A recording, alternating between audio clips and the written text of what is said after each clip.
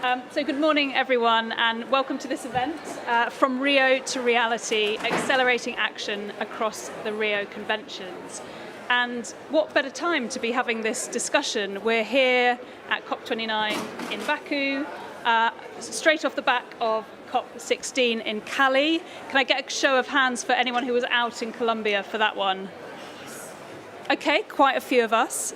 And of course, we have the desertification COP coming up in Riyadh next month. Anyone heading to that one? Okay, one. Oh, two, okay, not bad. Okay, not bad going. Well, I think it's safe to say it's a real bumper year for international discussions about the environment. And I think what's quite interesting is that the nature of those discussions shows some signs of shifting. I think there is now a bigger appreciation of the interconnected challenges that we face with climate change, biodiversity loss and desertification. And I think a recognition that those challenges require a coordinated global approach. And it's great that the COP29 presidency here in Azerbaijan has committed to strengthening linkages between the Rio Conventions, so the UNFCCC, the CBD and the UNCCD. So I hope today's event will build on some of this momentum and will highlight successful synergies across the conventions and hopefully inspire some further collaboration and innovation. And as well as a taster for Nature Day, which is tomorrow at the COP, I'm hoping the discussion will tease out the really important and unique role of nature in helping us find synergies and solutions. So this event is a collaboration between the UK government, who are kindly hosting us here today, and three of the UK's leading nature organisations, the Royal Botanic Gardens at Kew, ZSL, the Zoological Society of London, and the Natural History Museum, where I work as Director of Policy. And incidentally, soon after I joined the museum, we declared a planetary emergency. So that wasn't a climate emergency, it wasn't a nature emergency, it was a multifaceted planetary emergency, which I think sort of speaks to the discussion we'll be having today. And our three organisations have come together as the UK Biodiversity Alliance. Between us, we have over 1,000 scientists, we're active in over 100 countries, and we are really passionate about nature as a solution to the climate crisis and passionate about the role of evidence to inform action. So, to explore today's topic, we've assembled a fantastic panel. They're all bringing unique perspectives from both inside government and the UN system, but also those exerting influence from outside. They'll all be introducing themselves a bit later, but I'm really excited to be chairing a panel of true systems thinkers, so people who are really committed to thinking about these interconnected challenges and the ways we might tackle them, whether that's through global agreements or through national and local action. So just to give you a flavour of how the event is going to run, we're going to kick off with a keynote address from Mary Creagh, the UK's Minister for Nature. Then each of our panellists will introduce themselves and give a short snapshot, so a concrete example or case study of synergistic action. We'll then have a discussion among the panel. We'll focus on solutions and how we might scale those up.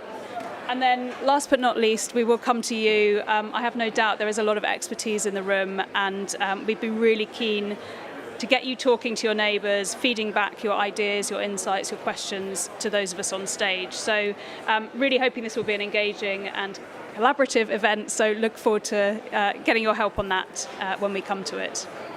But for now, I would just like to welcome Mary Creagh, UK's Minister for Nature, to the stage.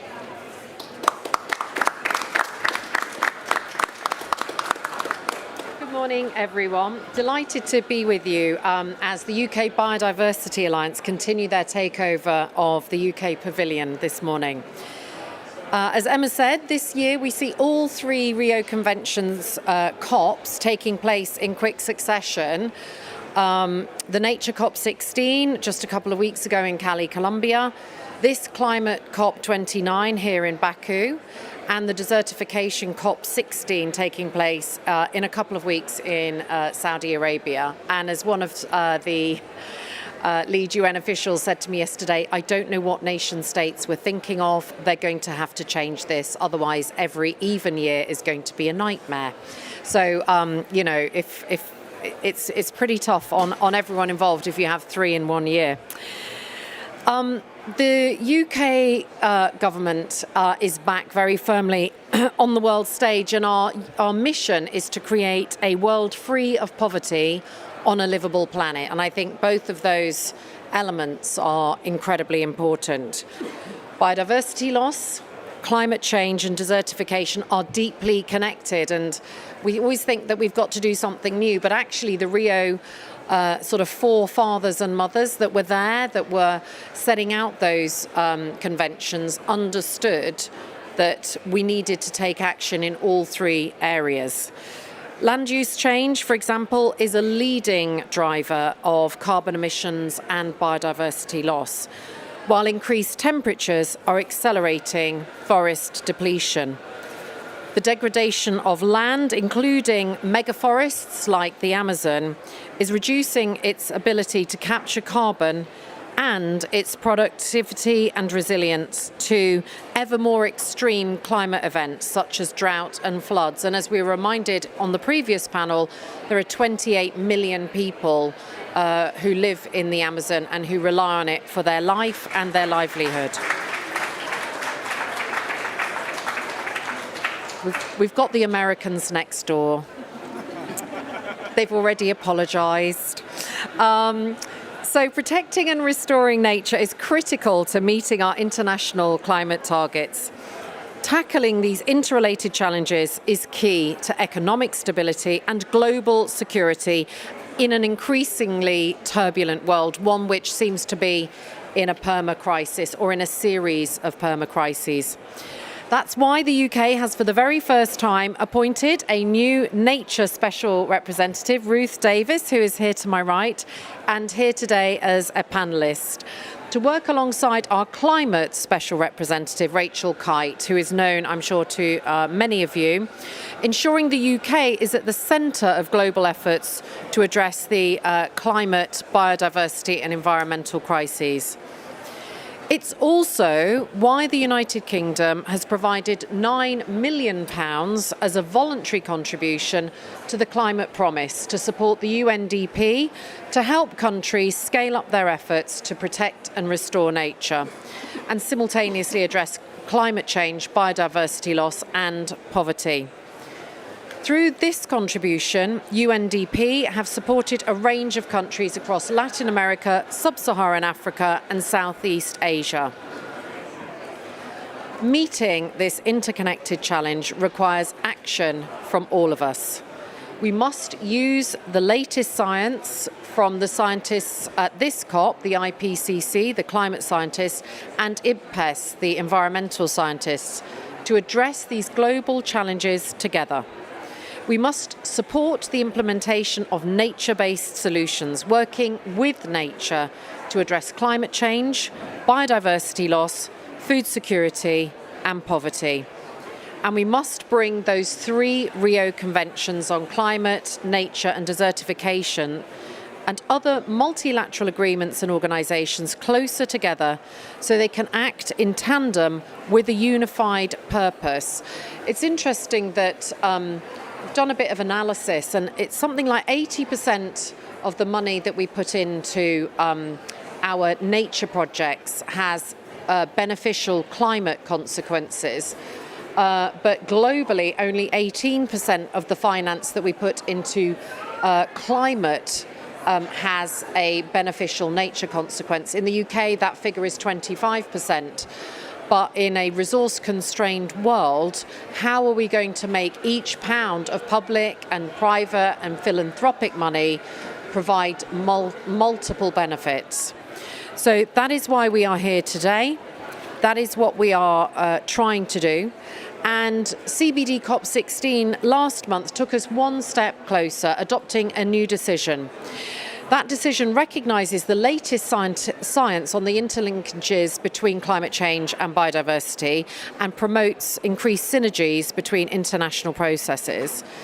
that sort of might not sound like a great deal, but it opens the door to a joint work programme of the Rio Conventions, and it supports the development of additional guidelines and tools which will foster synergistic action.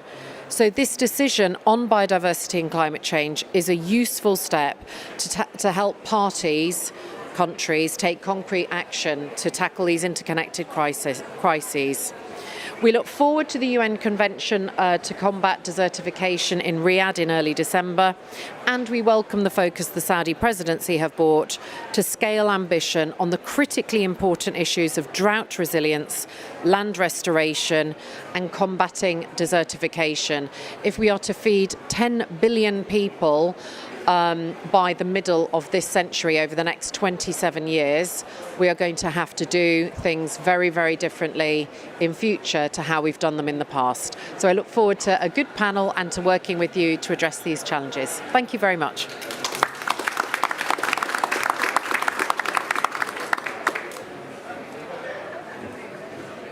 Thank you, Minister. What a fantastic scene setter for our event, and a wonderful demonstration of the UK's leadership on the global stage. So I'd now like to invite our panellists up onto the stage. If you can sit in the order of your images, that would be lovely.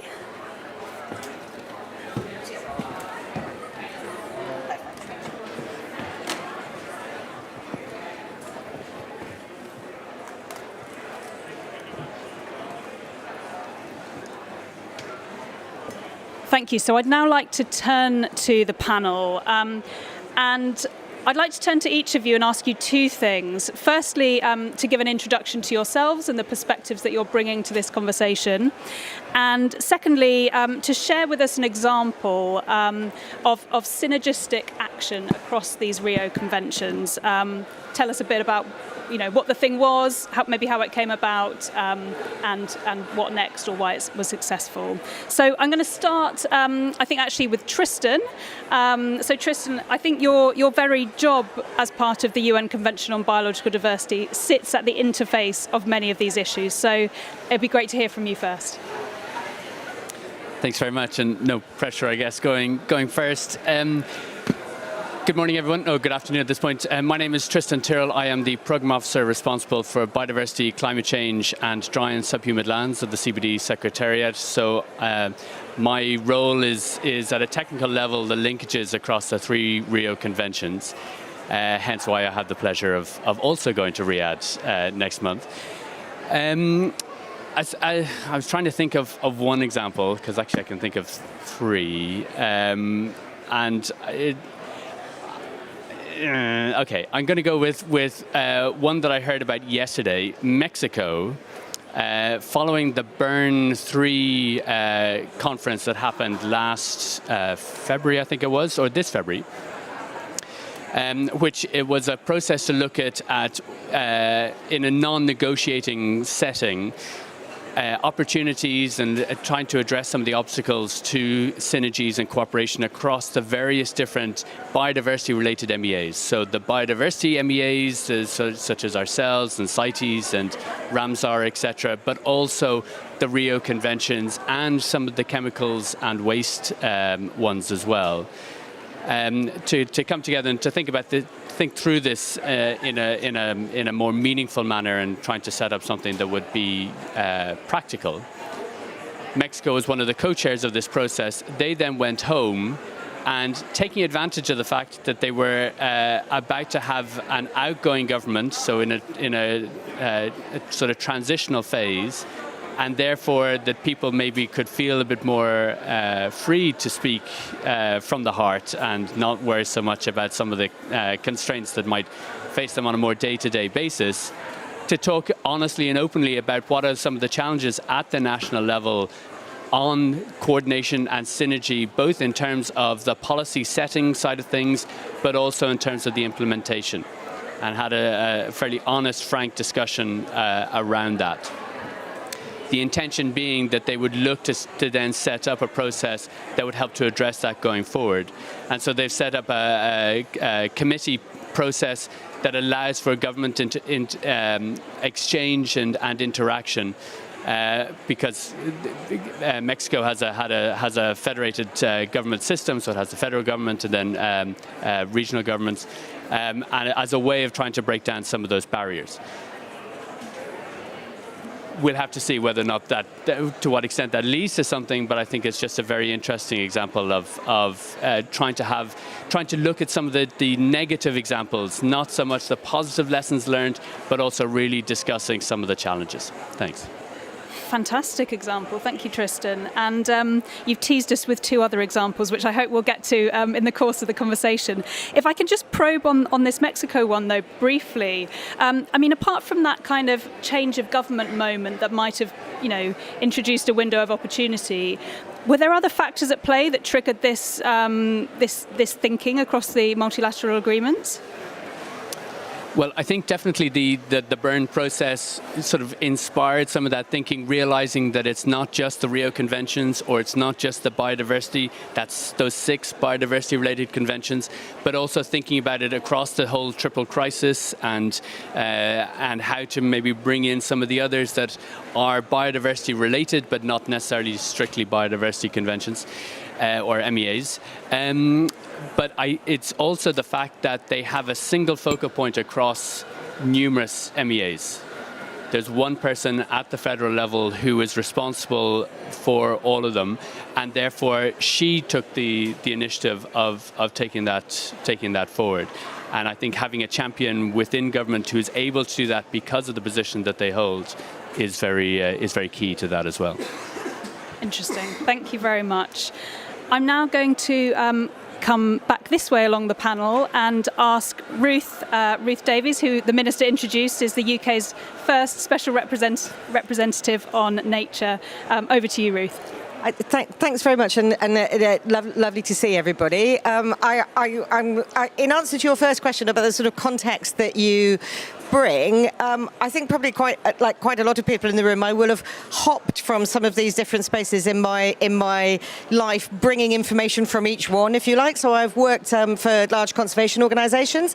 I've also worked in the climate movement for a long time, and increasingly I spend a lot of time thinking about land use and agriculture. So I try to bring pieces of all of that into the agenda, and I'm very, very excited to be here working with the team and supporting the Minister in a UK government which, as you know, has really decided to put climate and nature at the centre of its engagement internationally. I found it quite exciting thinking about examples, and I'm just going to be greedy and have 2, but I'll try and keep them short if that's okay.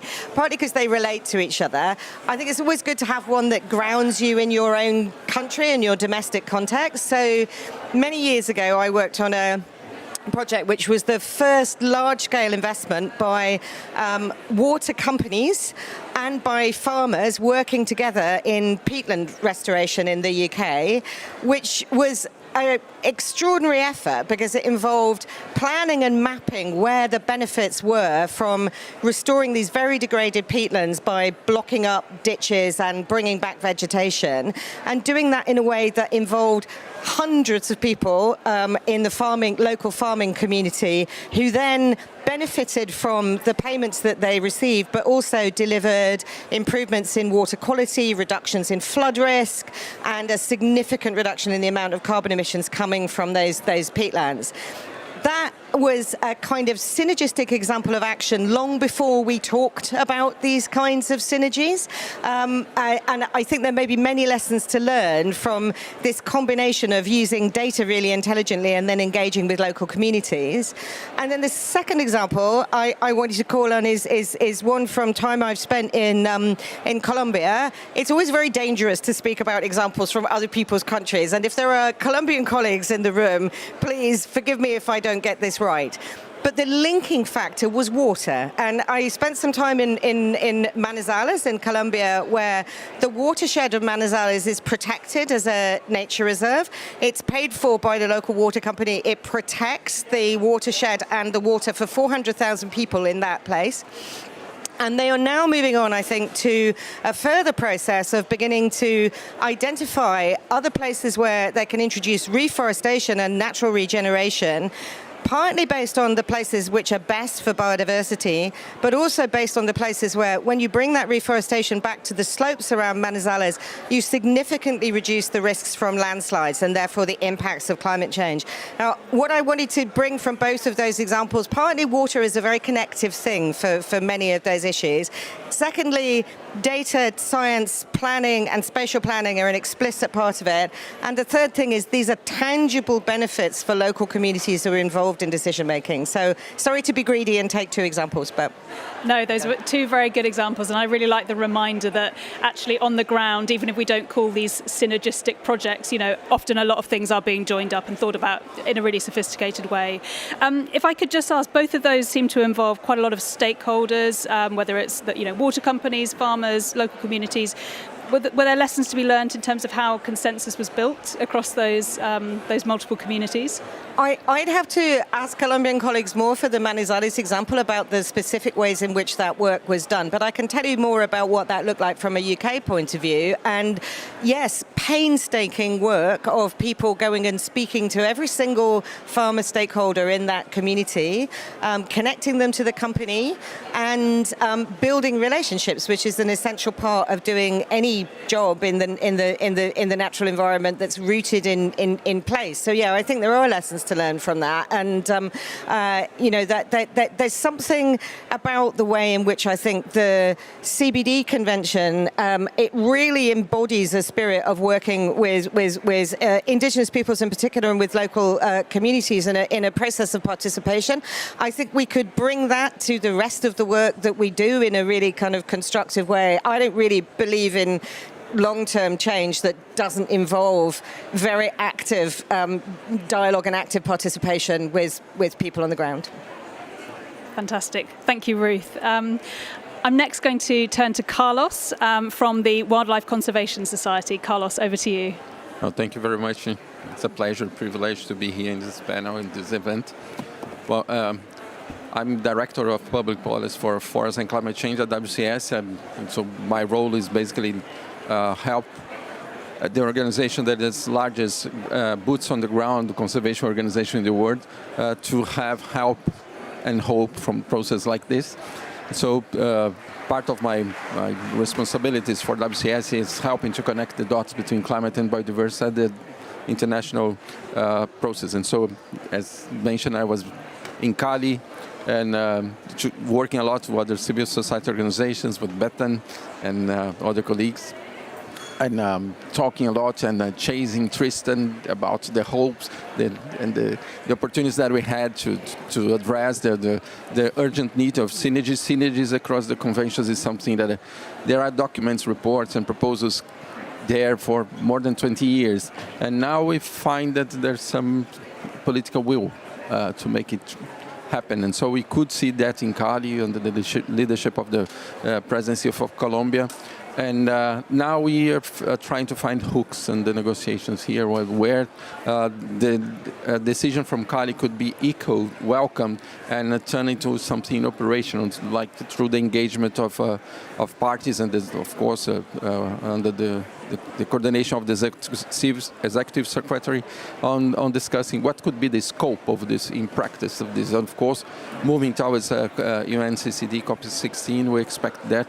And we heard that there are some thoughts around what could come out as a result from that COP as well on that side. And being a Brazilian and having the COP30 next year, we have been discussing a lot and talking a lot with the government of Brazil on what they expect. It's a priority for the government of Brazil at this COP, the synergies agenda, and it will be a priority. And we have a representative of the government of Brazil here, Bruno is here. He was speaking in a previous panel on bioeconomy. And I'm glad that the UK and Brazil are facilitating the balanced package, and with the hope that this balanced package also gives us something around synergies. Specifically, I could give you several different examples of the work that we do on the ground, but I'll basically bring what we are trying to offer as new into this stage. And we work a lot on forest conservation, and in some places around the world, WCS partners with the local governments to really manage conservation areas. And we have, among other initiatives on innovative financing, we have the high ecological integrity forest investment initiative. It's called HI4. And our first pilot to try to test the concept is in the Republic of Congo, in the National Park of Nobali and Ndoki. It's an area of 400,000 hectares of, where we can find some of the largest populations of lowland gorillas in Central Africa. And this process goes through a consultation with the communities living nearby to see how exactly they want to be engaged, what's the benefit of such an initiative that aims to strengthen the capacity of managing the area, but also improving the livelihoods of those who use the natural resource. And so this consultation is part of the process, and it will be going on, and we'll have been testing the ideas and the model. And we have in Cali signed a memorandum of understanding with the government of Brazil, exactly to have another pilot of this initiative in the National Park of Jaú. It's an area with more than 2 million hectares of forest in the Rio Negro, the Negro River, which is the northern part of the Amazon River basin. One is the northern, is the fourth largest river in the world. And it has, the idea is exactly to find ways to improve the capacity of those protecting the forest, either the governments but also the local communities, to have more means to really help us to keep the forest standing, conserved, with high integrity, and delivering the best outcomes also in terms of environmental services for the biodiversity, for the climate, but also especially for the local communities. That's it. Thank you.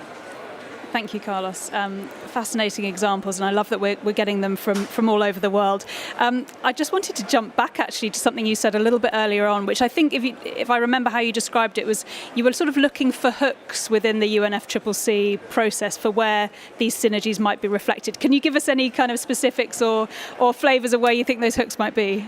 Well, ideally, of course, last year we had the global stocktake, a decision on the global stocktake referring to the global biodiversity framework, and also on including, among others, the reference to reaching zero deforestation. And so the implementation of the global stocktake, of course, should be, let's say, the logic place for a decision here, welcoming the decision from COP29 in Cali, and then moving the process forward. And by the process, basically, we have a technical information exchange that was started by the decision. Needs to be started by the decision with Cali, with the engagement of the executive secretaries of the other 2 conventions. And then this help and collaborate with the other conventions on those, the share of views on what could be, among others, something like a joint work program. But there are, in the discussions right now, the snapshot that we have, there are language on biodiversity featuring here and there. Not exactly on the way that would turn operational the decision in Cali, but we have the hope that the balanced package, Minister Mary, will help us to get there. Thanks. Thank you. Always good to have hope. Okay, finally, I'm going to turn to Jeffrey, who is from the very much valued International Institute for Sustainable Development. And I think you're going to give us a kind of practical example of adaptation on the ground. Yeah, for sure. Thank you so much. And thank you so much for inviting me to this panel. It feels really weird to just talk into this mic without hearing myself. But I'm Jeffrey Chi. I'm a policy advisor with the International Institute for Sustainable Development, IISD.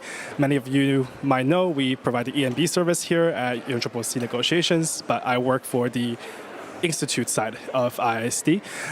So I spend half of my time working on negotiations on both biodiversity and climate change adaptation negotiations. The other half of my time I spend on nature-based solutions projects, policy research and implementation. So because I work on the NAP process, the National Adaptation Planning process, I just want to give an example of how that process could kind of be the spearheader for synergies across different conventions at the national level. So ISD hosts something called the NAP Global Network, the National Adaptation Plan Global Network, which UK is one of the funders for our network, so thank you so much to UK. We provide support to developing countries on their NAP process, and one of those is Fiji.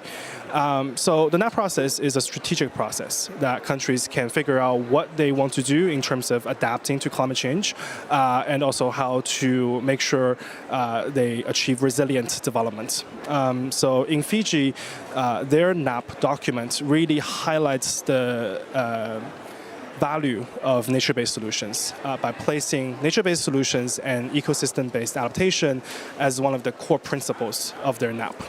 And it also includes many, many different types of nature-based solutions actions as a part of their overall adaptation strategy.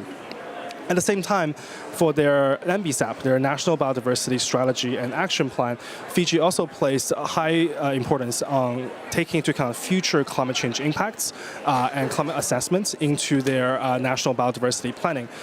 Because we need to plan for biodiversity degradation or future climate impacts to many years into the future. So it's super important for NBSAPs to also take into account climate change consideration. So in this sense, Fiji at the national level is trying to not only connect their obligation under the Convention on Framework Convention on Climate Change, but also on their Convention on Biological Diversity. So one of the many projects that ISD is kind of doing on the ground in Fiji is called CAPA. It's a Climate Adaptation and Protected Area Initiative. It is funded by the Canadians that's really trying to put protected area at the center of climate adaptation planning as well as biodiversity conservation. So one of the core objectives is to not only ensure biodiversity benefits are being realized through protected areas, but also that they provide adaptation benefits for local communities. So when we are restoring mangrove forests or restoring coral reefs, we are providing local communities with tangible adaptation benefits so that they can weather the storm and adapt to climate change and build a resilient future. So I might just stop there. Yeah. Thank you so much, and thank you for raising, for focusing in on nature-based solutions, because I think that is one very specific kind of lens that very naturally brings together climate, biodiversity, people. But very interested in this climate adaptation in protected areas example that you raised, and I wondered how replicable do you think that might be in different, in other contexts, other geographies? Is that something that could be applied and scaled up elsewhere?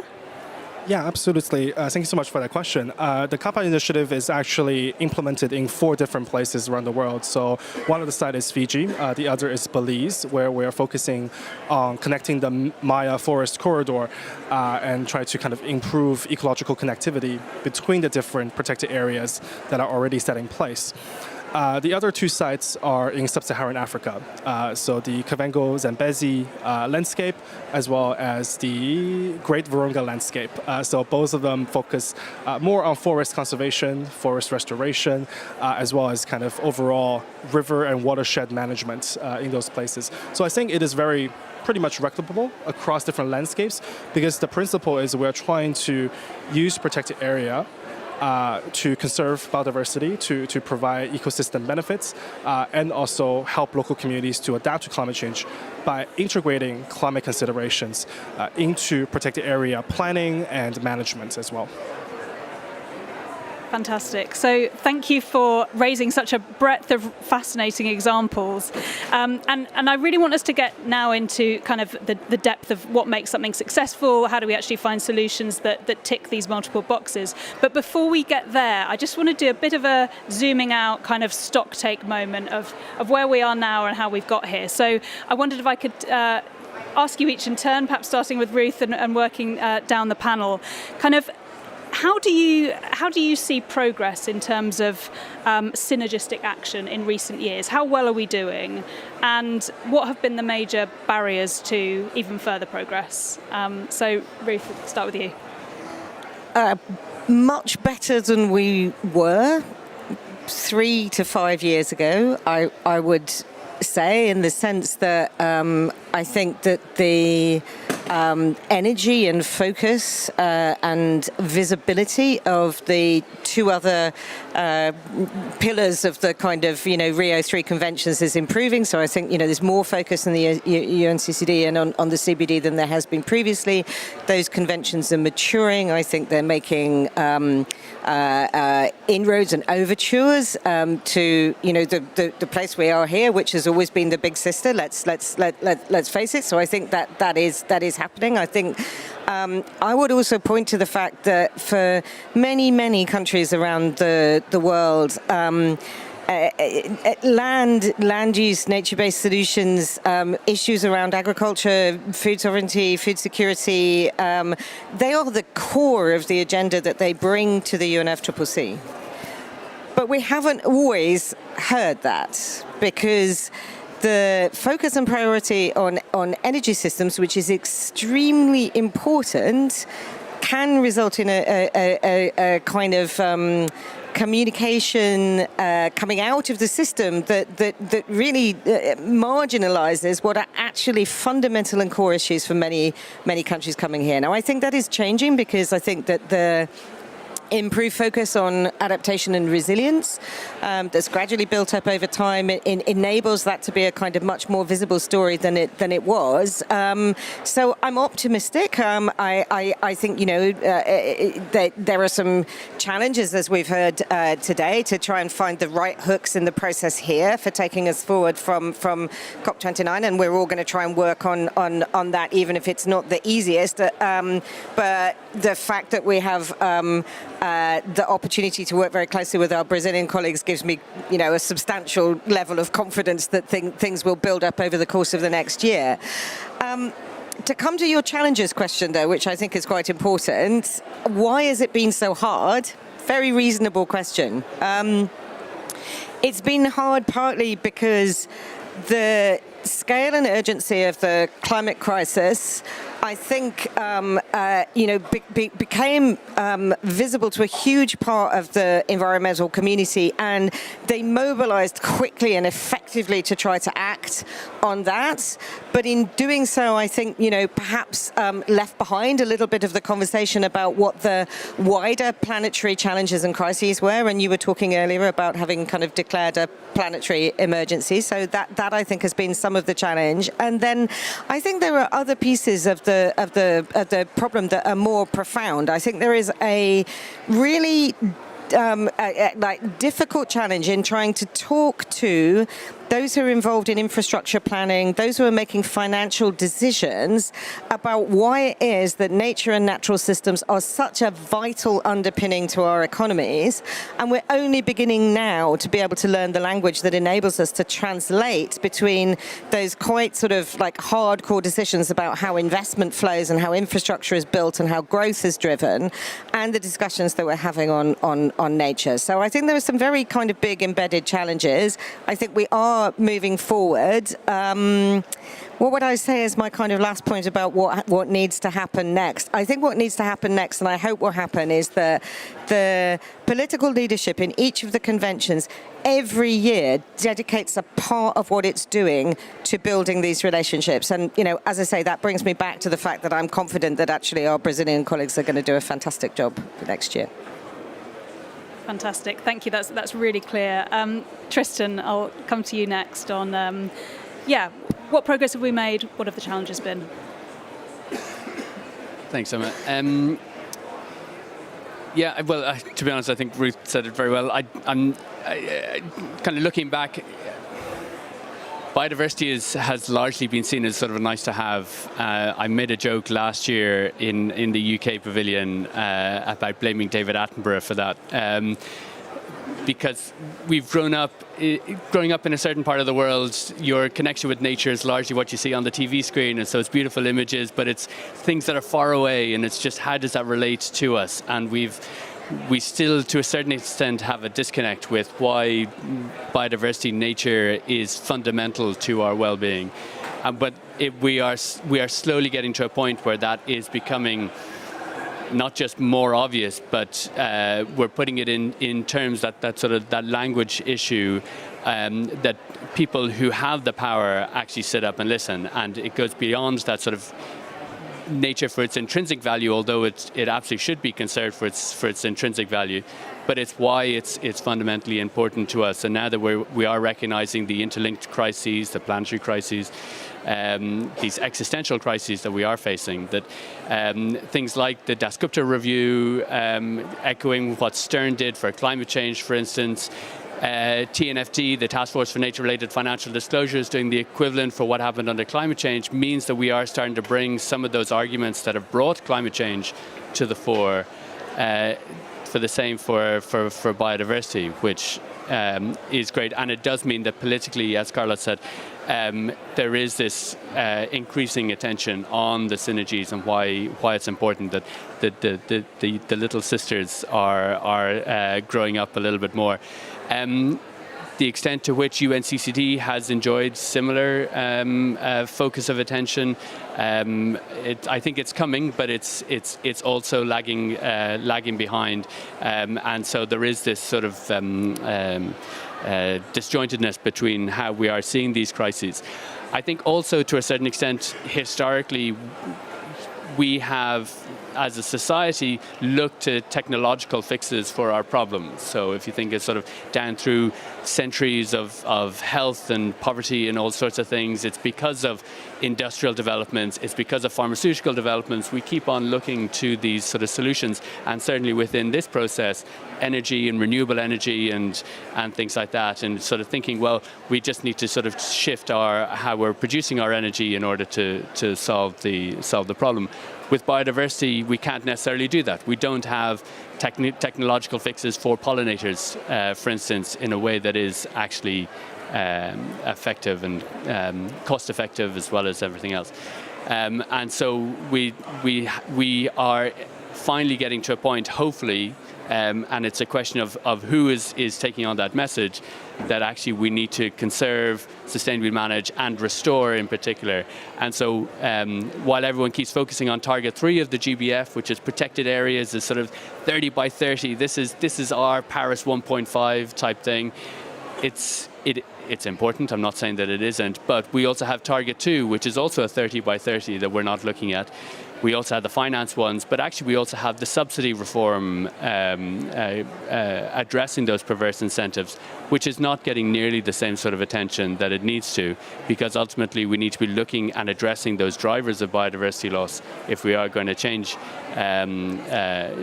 that negative trajectory that we're on, and realize that we are trying to not leave anyone behind, put us on a path towards living in harmony with nature. But ultimately, it's for all of our benefits, whether we live in an urban area in the global north or in the Amazon or wherever it might be, that we're all ultimately dependent on biodiversity. Thanks.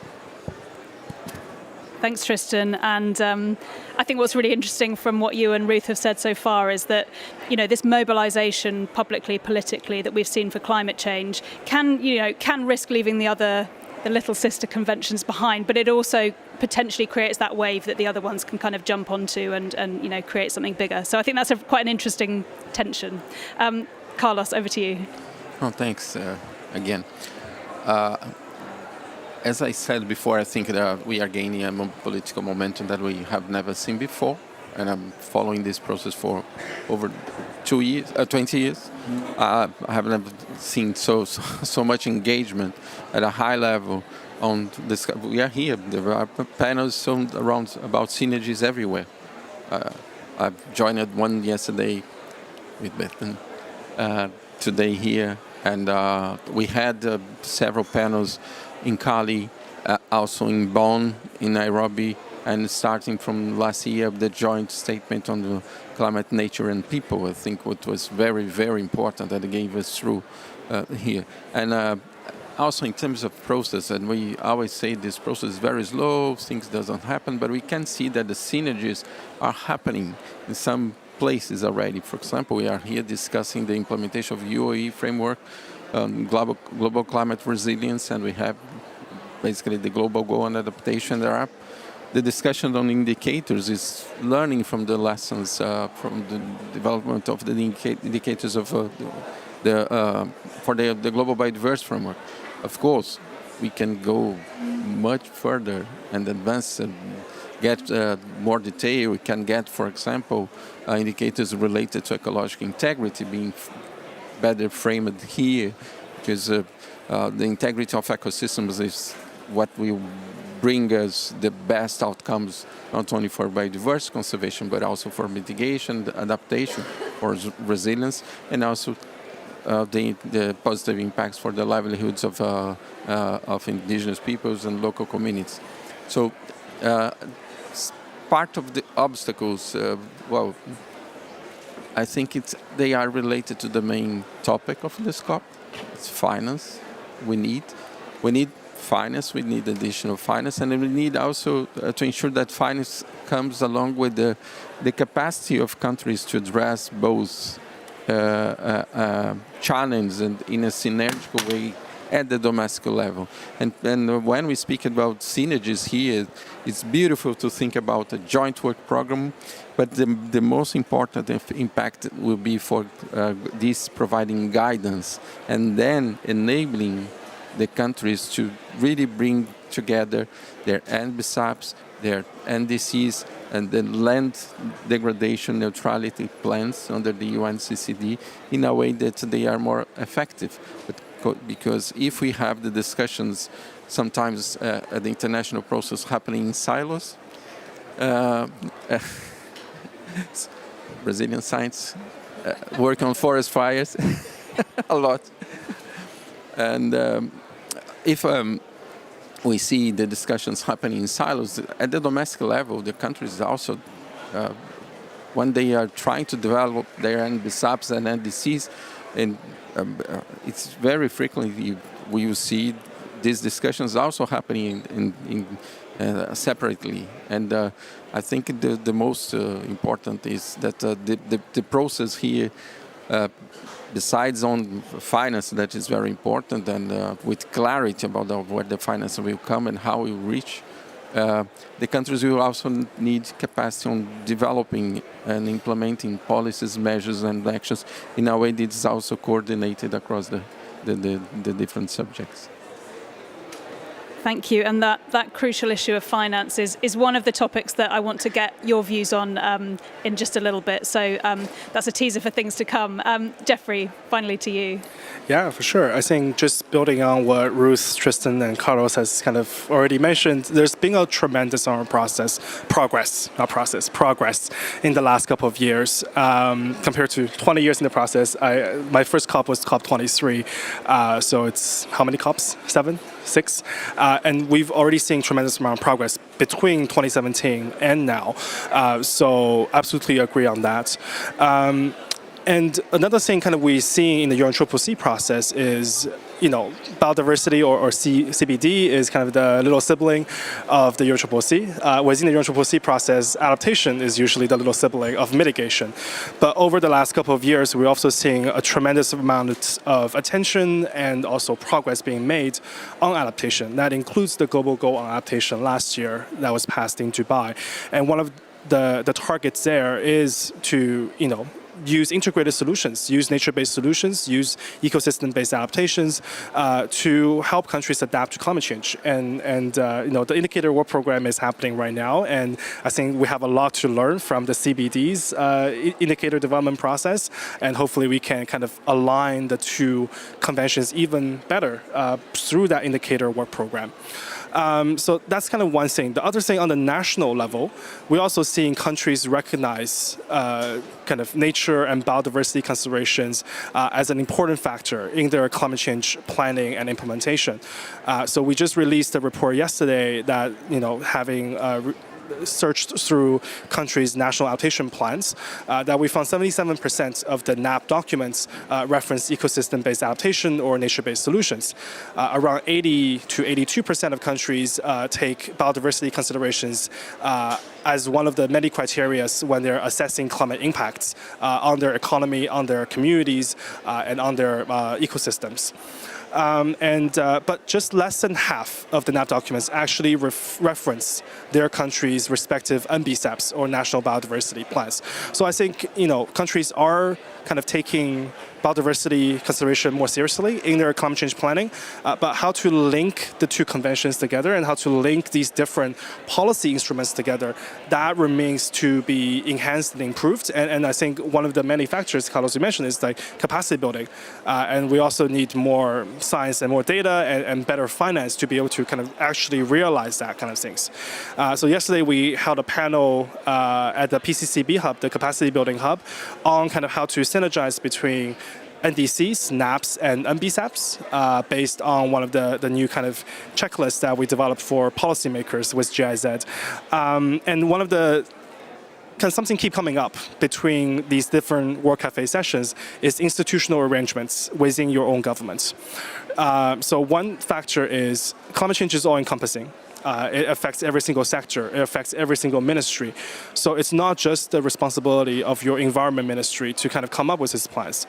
The sectoral integration across different line ministries, as well as central coordinating ministries, such as finance ministry or the treasury, is super important in order to kind of create the synergies within your own government as well, and to create that cooperative structure so we can tackle this problem together.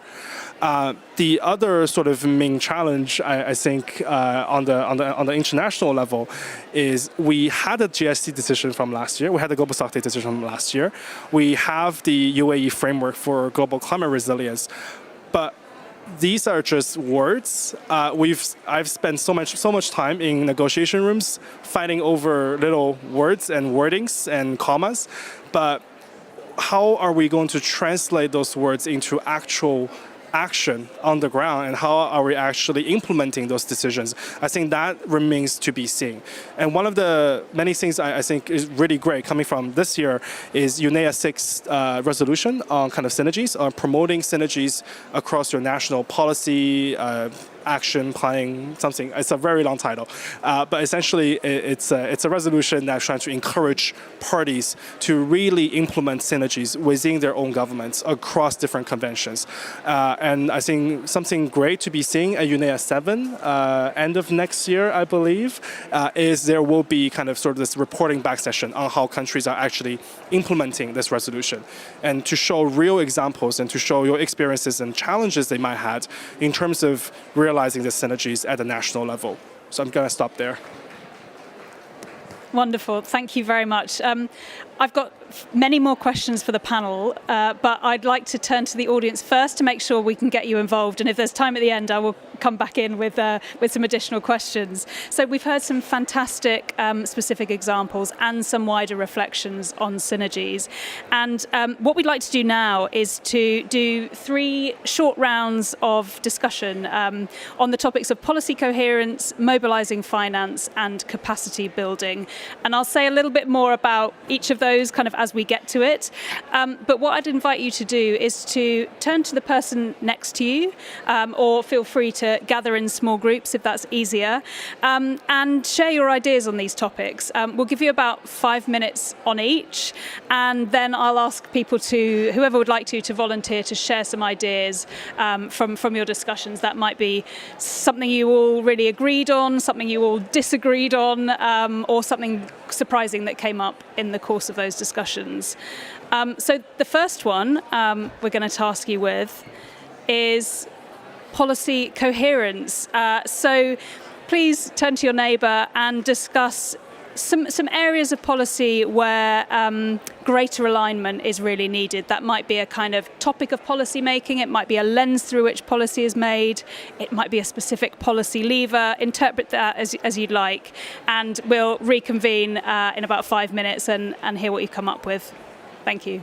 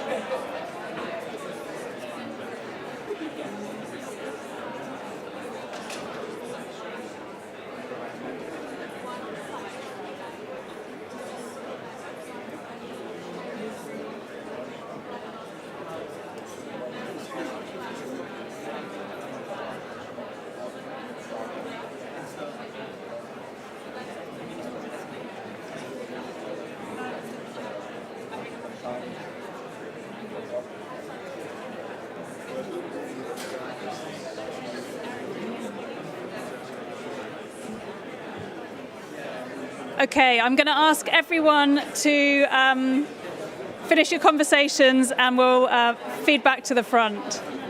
Great.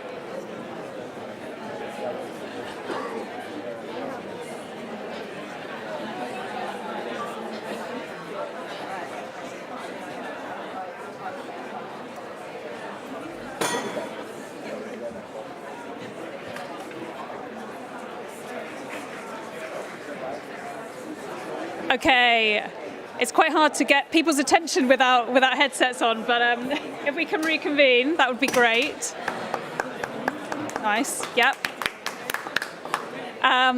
Okay, so, hi. It's good to see people engrossed in conversation. So, there is a roving mic going around the room. If you would like to share something from your group's discussion, Mike is here. If you'd like to share something from your discussion, put your hand up. Bethan will come and find you. And if you can tell us who you are and where you're from before you share whatever you discuss, that would be great. Who would like to go first? Okay, yes. Yeah, hi, I'm Duncan from Rainforest Alliance. Sorry, dry throat. One thing that we just discussed was how it'd be useful if instead of having, if each... Still okay? Yep. You can hear it? Okay, so the ministerial teams from each country should be working together.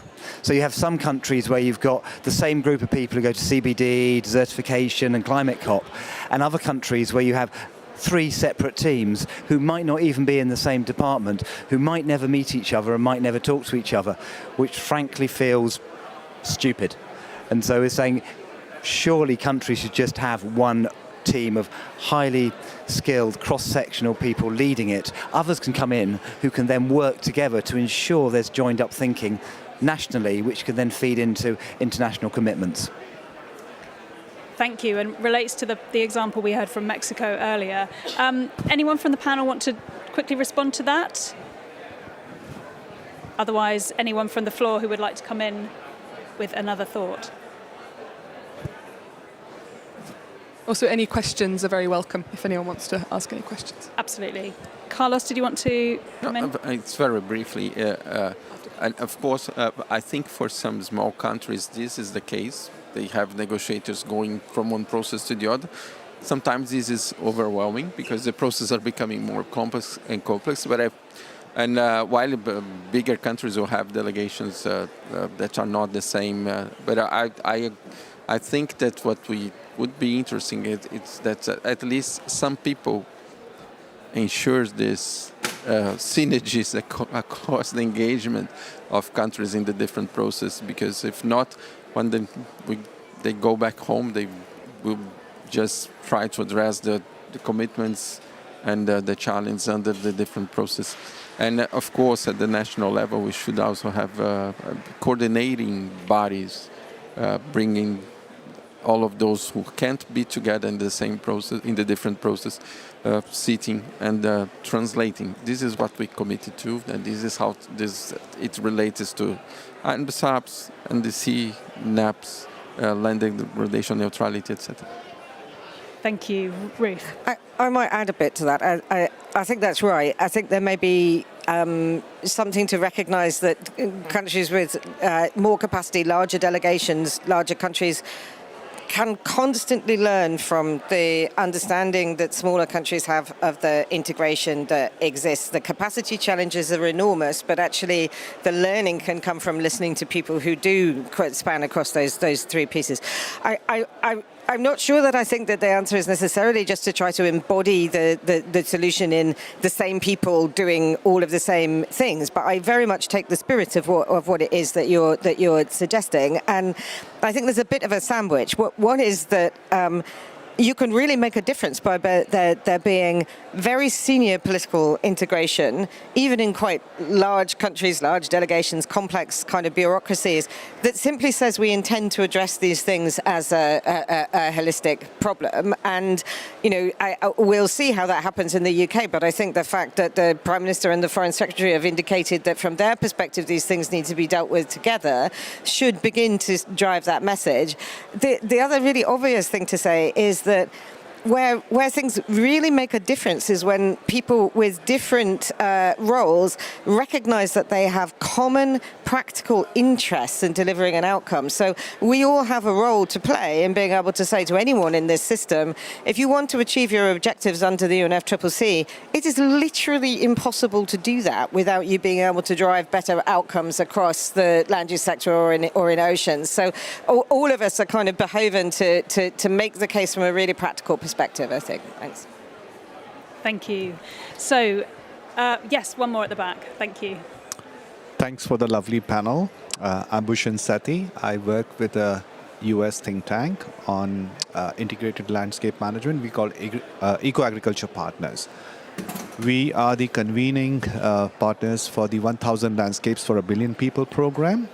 Primarily deal with regenerative agriculture, ILM, and related stuff. Based on what my colleague said and all the wonderful inputs all you have given, I just wanted to post a different question. We understand the structure, we understand where we are, we see the great momentum we are all building together. What's the kind of appetite within member countries, parties, to have policy labs that work for better food, land, farmer, water? Because this is the crux where each citizen can connect with the problem. Climate change is a result of our actions over 100 years, whatever. And these weren't done in a bad way. We just didn't know the outcomes. But we know a lot better now. And though I see the three conventions aligning, the FAO aligning, but to make an impact at scale, there has to be policy. And policy for landscapes is the least cost approach as compared to the billions required in adaptation, the trillions required in energy transitions. So to me, it's like a low-hanging fruit. How can we get there is my question. Thank you. Okay, that's a big question, and I'm going to ask for very brief responses from anyone on the panel who'd like to jump in on that. And as I understand it, policy lab in the sense of bringing together lots of policy domains and involving citizens. Okay, great. The gentlemen are all looking at me. Never let it be said that I don't fill a gap. So while you're all working out what I think it's a great question. Gosh, I mean, it may not be called a policy lab in different places, but there are communities of practice everywhere in the world that are trying to think about how to solve the problem. And I'm going to respond to the particular bit that talks about scale.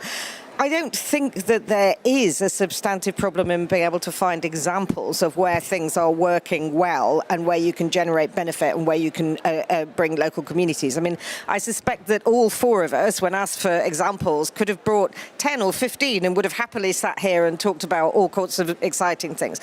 But you're asking about how you scale that up to a kind of landscape level and therefore and beyond that. And therefore you're asking an initial question about policy coherence, but in the end, you're probably asking a question about financial flows and kind of coherence about how to get money moving in the right direction and not the wrong direction, because that is probably the scale question. So I think I would probably answer that by saying the first thing is that I think it would be a really good idea for people to focus at this landscape or larger scale. And you can see great examples of that happening, I would say probably mostly in global south countries. I don't want to put my own country on the spot, but I think the landscape initiatives are often at a much greater scale in those places.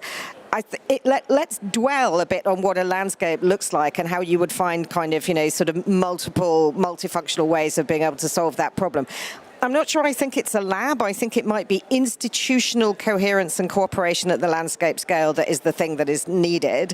And then that doesn't mean anything if you can't then actually be able to pull a lever and access the multiple sources of potential finance at scale to be able to drive the outcome.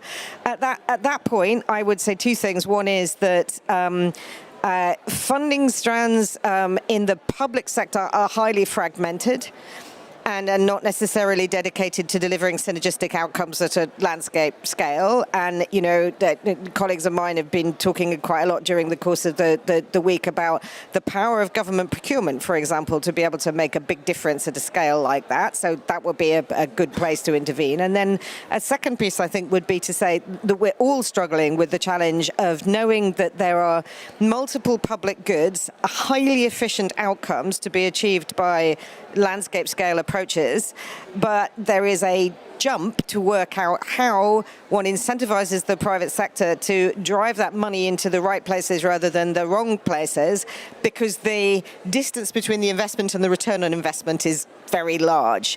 That's the job of government, to try to work out the frameworks that bridge that gap. So I know that was quite a long answer, but I've given the gentleman on the time panel to think about their responses. Well, actually, I'm going to move us on in the interest of time, but that was a great question and great answer. And actually, it's brought us on very nicely to our next discussion topic, which is everyone's favourite COP topic. It is mobilising finance. As you said, that's a key way we can scale up these sorts of initiatives. So again, I'd like you to talk to your neighbours, think about how finance can do the job of joining up these multiple domains and finding synergies, and perhaps give some thought to, are there any particularly innovative financing mechanisms that could help us here? So another few minutes and then we'll get back together again.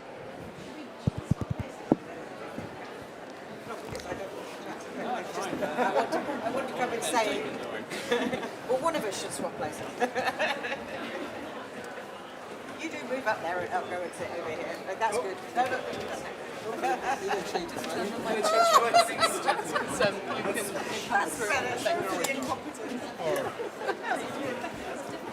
yeah, nice to see you. Yeah, no, it's just when there was a live stream. That feels. Oh my God, was that? Oh my God. That's so funny. Oh my God. And actually, I not me. Oh my God. Oh.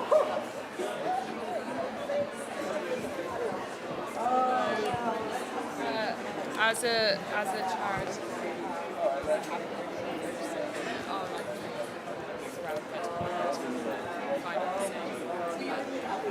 I wasn't the one. So it's my colleague here. And then I've been working with I don't know of the man. Yeah, but I'm not. So then I've been working with them around this kind of brief around how the ocean to align the conventions across limitations, levels of actions, non-state actors monitoring. No, it's not. Competition.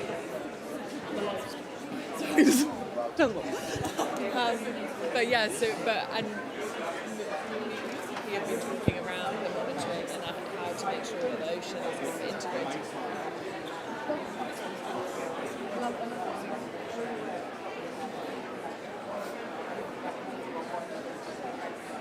Anyway, it was very funny.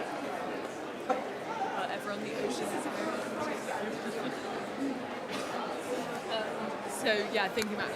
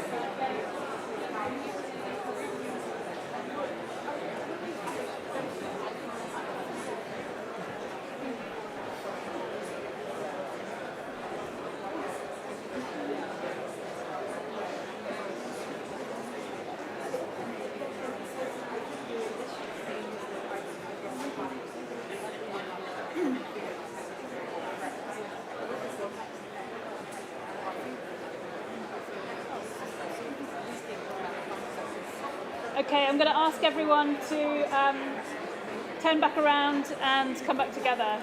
Thank you. At the back.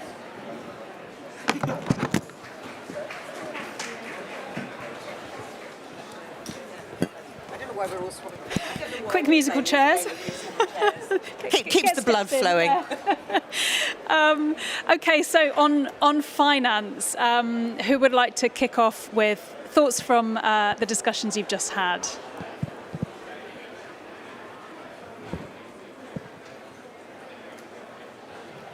Anyone like to get the ball rolling? Yes, go for it. Hi there, Kate Arnold from University of York in the UK. This isn't my area of expertise, but I'm quite interested to get the panel's thoughts on the role of philanthropy in there's some examples of philanthropy just cutting across a lot of the, perhaps some of the rules that national governments have to abide by in order to pull together funding that can cut across different sectors, different challenges, and actually trying to pull together stakeholders that perhaps wouldn't be working together and providing that basis and then leveraging that funding to then work with industry or national governments to provide, really big, substantial pots. And I'm just wondering what the panel's views are on the role of philanthropy in some of these financing mechanisms. Great question. Who would like to come in first? Jeffrey, go for it. Sure, I can. Sorry, it's really weird hearing myself. Yeah, philanthropy plays an important role. I think there's recently a report by a foundation, I cannot remember their name at this point, that philanthropy actually provides a lot of climate finance to developing countries as well. I think there's kind of two issues I see. One is absolutely we need finance sources other than public finance because the gap is way too big for public finance to fill. But the second issue here is there's a practical one. I'm sure everyone here has written a grant proposal to a philanthropy or to a foundation. A lot of data, a lot of resources need to be put in there. I think a lot of developing countries simply do not have that type of resources or that capacity to even fill out some of these forms. So easing the access to philanthropic finance, also to give special consideration to least developed countries and small island developing states, I think that's absolutely crucial if we're going to keep tapping into philanthropic sector. The other is a political one. Parties here, of course, are very cognizant of common but differentiated responsibility and kind of want to keep emphasizing developed countries' obligation under the convention to provide public finance. So just to keep in mind that as well, that when we're talking about convention level negotiations, that might become a barrier to kind of scaling up private sector finance or private sources of finance. So yeah, just stop there. Carlos? Just briefly to add, part of the conversation here and around the NCQG relates to access. And so this is absolutely linked to what Jeffrey brought.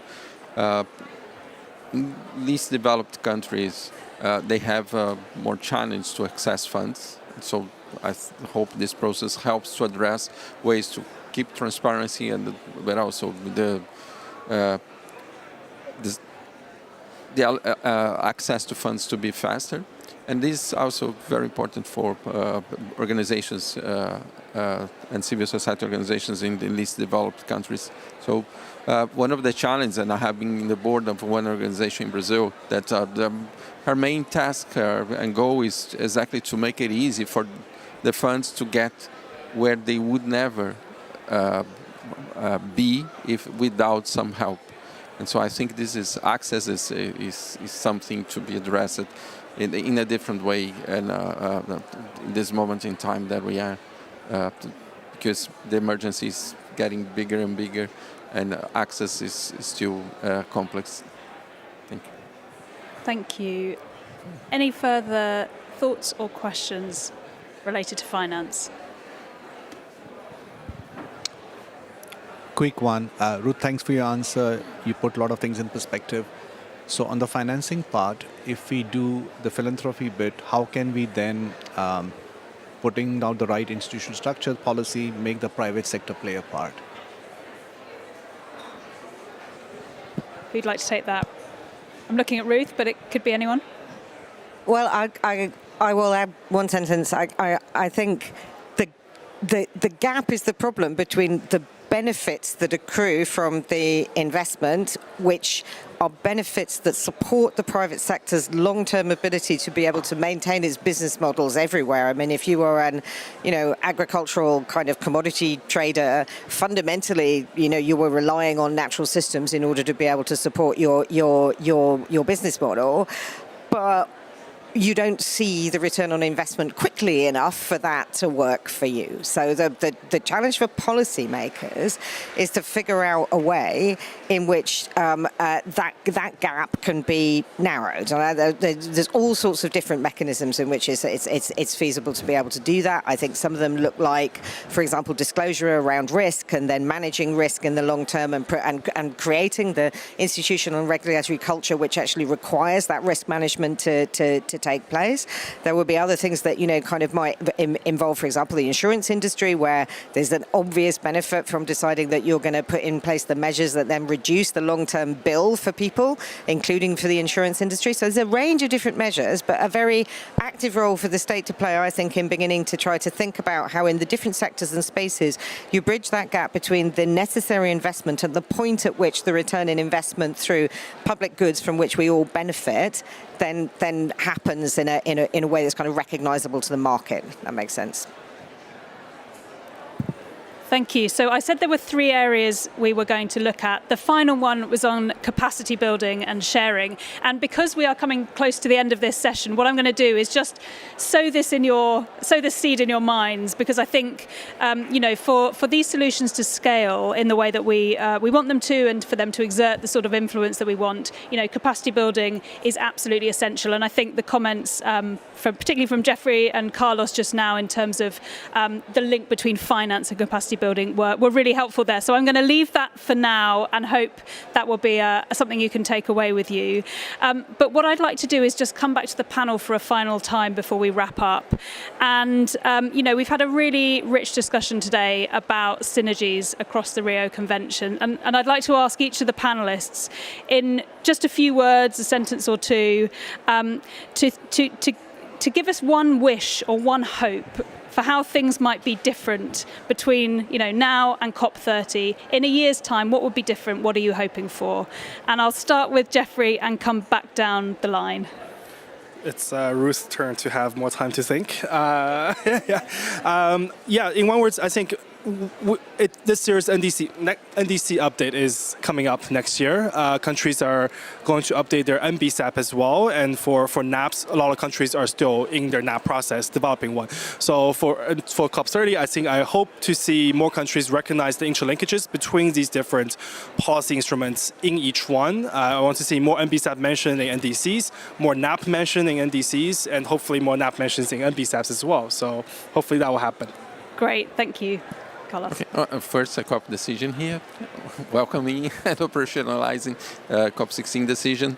And of course, in line with what Jeffrey just said, when we think there are many countries haven't yet put ahead their NBSAPs and the targets, and these NBSAPs and targets, they relate to the existing NDC. And so this is the NDC with targets towards 2030. And we hope that this process here helps the countries to move and produce their NBSAPs with targets that are show the interlinkage between the climate and the adaptation action at home. And of course, hopefully, the COP in the Amazon, in Brazil, where the three conventions were born, will deliver a bold decision on that will then help countries to really promote synergies on the ground. Great. Thanks. Well, actually, I was going to say what both Jeffrey and Carlos said. So I'm going to go slightly longer term, if that's okay. Given that we are in this process of NBSAP revision, NDCs, as well as moving forward on NAPs, it's about the implementation of those and how that's going to be done. I think that links to the finance discussion, certainly capacity building. And it's as Jeffrey said, all this nuance about words on a page. What does that actually mean? You need to have the implementation behind it. And so it's identifying who are those champions who are going to take things forward and seeing, okay, we have the likes of Colombia as the COP16 presidency, Brazil, certainly UAE, certainly with the joint statement last year, COP28, that's on the international level, who at the national level, and then going right down to the subnational level. And really, ultimately, it's about enabling those enablers, ensuring that those people who are in a position to take things forward in a meaningful and, shall I say, proper way are in a position to do so and are given the agency to do it. Thanks. Great. And finally, Ruth.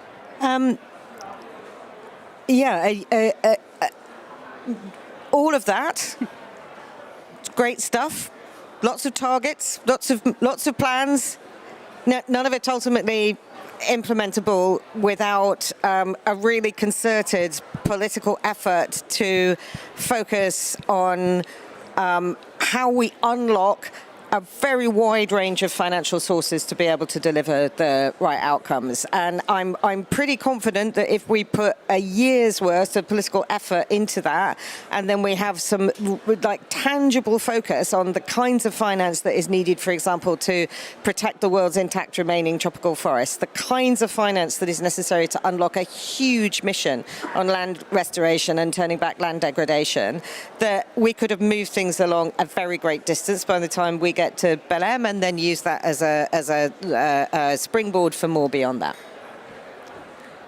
Wonderful. Thank you all for those closing comments. So I am going to bring this all to a close now, and we'll just say really three things in closing. First of all, thank you so much to our fantastic panel and to all of you for a really rich discussion. And I'm really pleased that we're ending on a bit of a call for action that we can sort of take forward into our days and the rest of this COP and into the next one. Secondly, as I said at the start of this event, this has been organised jointly by the Natural History Museum, Kew Gardens and ZSL. We've got representatives from all three organisations, so please do stick around at the end, talk to us about what we're doing, and please also do enjoy the imagery within the pavilion from the Natural History Museum's Wildlife Photographer of the Year competition and ZSL's Refugia programme. And if you come at the right time, you can also enjoy sustainable, delicious coffee from Kew Gardens. And then finally, I would just say, please do come back to the UK Pavilion later. The next event is at 4:15, and that's going to be focusing on this special case of small island UK overseas territories and what's being done for climate change there. So thank you all and have a great day.